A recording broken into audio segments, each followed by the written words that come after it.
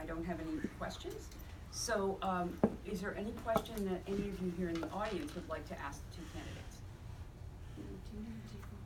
Yes, my name is Pamela Jones, and I have a home here in District 1 and also in District 2. And the experience I have being over at the property there is the challenge with Bay Road.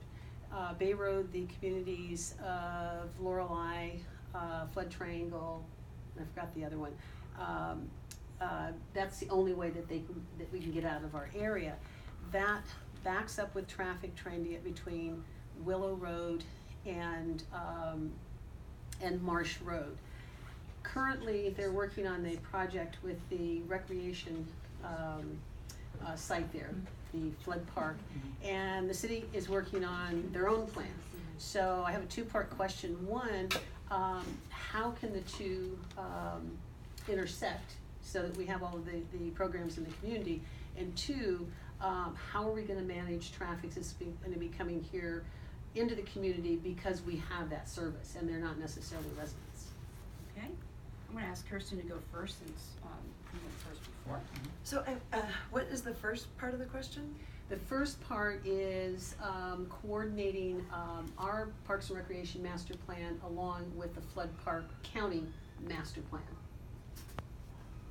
Okay, right, so right now, the city of Menlo Park is working on a master plan for our parks, for all of our parks. And unfortunately, Flood Park is actually a county park, so that's something that the county has been working on.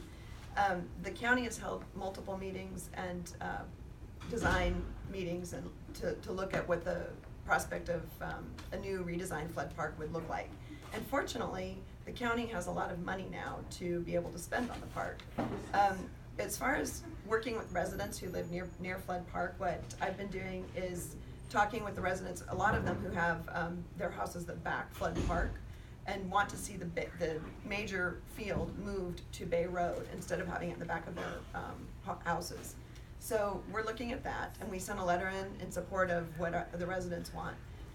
I think the second part of the question is managing the traffic that's going to be generated by the increased park use, yeah, as well as everything else. Right. So that's something that the city is working with the county on the traffic issues, and then the county did a traffic study to look at that as well.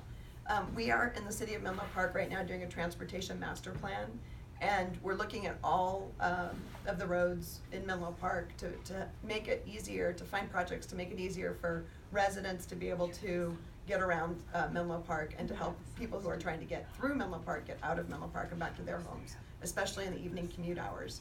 So there's 173 projects that we're looking at in the transportation master plan right now. And we've been taking this around to the different parts of the city to hold meetings. And so one of our meetings was held here in Bellhaven to talk about issues at Bayfront and Willow Road.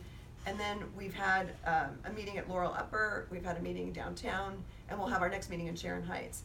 But traffic and transportation are the #1 topics that I hear residents are concerned about. Okay, thank you. You could give us maybe 30 seconds. Extra? No, just say tell her like. when it's 30 I can't, seconds. I don't have a sign. Oh, No, just you a don't finger. have any Okay, hours. all right. Just a finger. Yeah, Okay. Just a just finger. like Okay, 30 seconds. sure, All right. go ahead. 30 seconds then, okay. Clifford. Well, I start off by, I live in Flood Triangle, so obviously this is a real issue for me and not academic when it comes to traffic and getting in and out of that area and the limited egress and ingress that's provided there. I'll start off first though with the point about the park, and it's a county park, and I think we are all sort of excited that the county is looking to invest in this area and invest in the park and make greater usage of it. And as Councilmember Keefe spoke, at some point the city sent a letter sort of expressing its interest or its points with regards to what the county is proposing. I think that the city should have been involved much earlier on and much more integrated in the process for what the county was thinking about with regards to the park and all of the options that were possibly on the table versus sort of what I think was kind of like more last minute of like where are these fields possibly going to be. So I do think that was a bit of a missed opportunity for the city.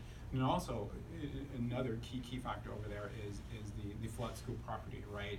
That side and what Ravenswood is now proposing or thinking that they may do regarding that property. I would have liked to seen an effort where all of the stakeholders and interested parties were brought to the table, because I do think that this sort of ad hoc, they're going to redo the park and make it center around teams and activities, and possibly redo the school site is I think this ad hoc approach won't benefit the residents of that area as much as it could. And again, with regards to traffic, yes, we're going through a transportation master plan process, and there was lots of meetings, and there was 170 ideas, and there was 200. There was tons of ideas. We do the meetings very well, but what actually there that's going to improve the residents, I don't know if I've seen it. Okay, thank you very much.